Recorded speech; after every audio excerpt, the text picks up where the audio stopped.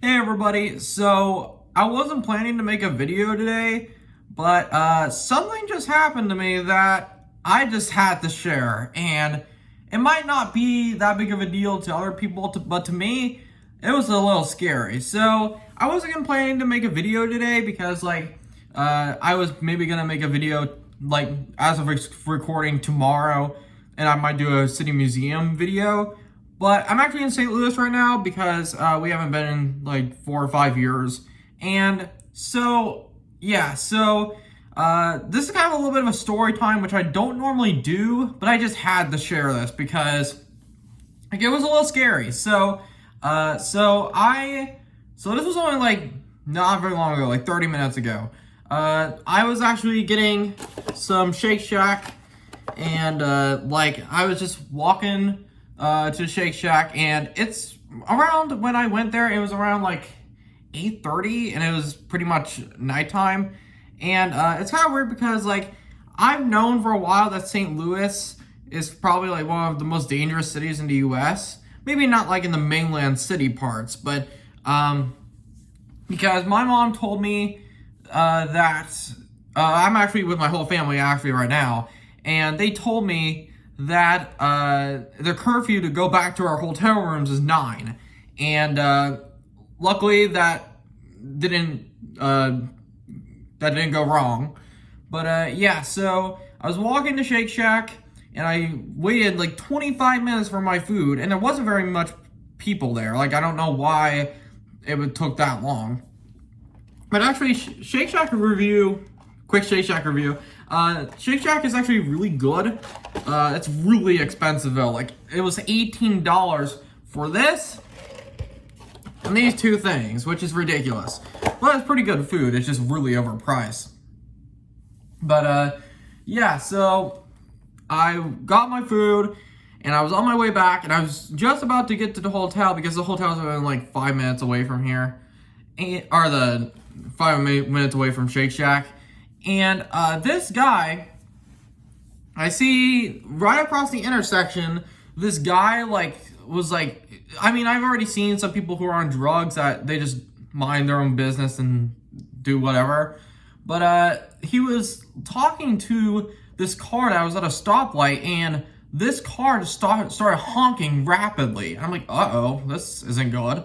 And the car drove away when the light turned green.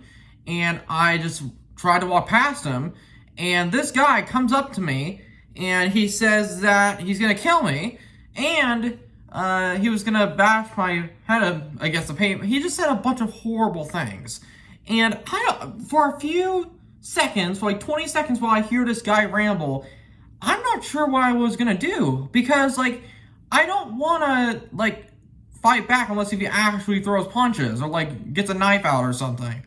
And luckily, I don't think he had anything on him.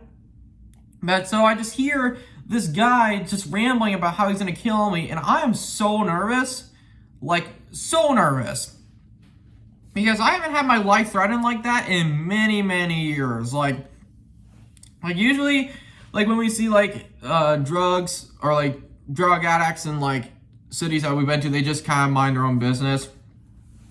But this guy was trying to start like fights with people, or he was trying to threaten people, and like I didn't know what to do because I'm just in a stuck position that this guy might actually try to kill me, and I don't know what to do. Now, but when I started to realize what he was actually saying, like I felt like a little bit of a peace afterwards, like after I heard him for a little bit, because I started to realize I just don't think this guy's actually gonna cause anything or initiate any fights. And I just walked away. I just started walking away, and he didn't go after me, which that was probably the scariest part, is that I thought when I turned my back that he was going to attack me, and luckily that did not happen. And yeah, so that happened, and I immediately called everybody that came with us, and like I because like the curfew was like 9, that my mom and dad made up that rule, which I'm so glad they did, because like I like we have the 2 exchange students that have stayed with us for almost a whole school year, and my brother here, and I thought they were still in like the nighttime city, like I thought they were still outside. So I called everybody, and what was a little nerve-wracking is that none of them responded, but I actually found out that they were actually in the hotel room when I got back. So I'm so glad that nothing happened. And like I feel like maybe I should have called the police, but like I really didn't want to call police unless if you actually did something.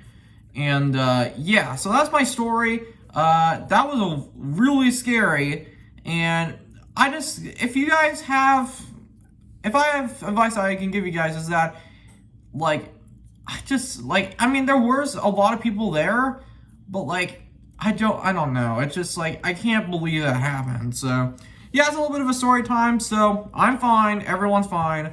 But yeah, so that's a little bit of a story time because I wanted to talk about that today. So yeah, thank you guys so much for watching.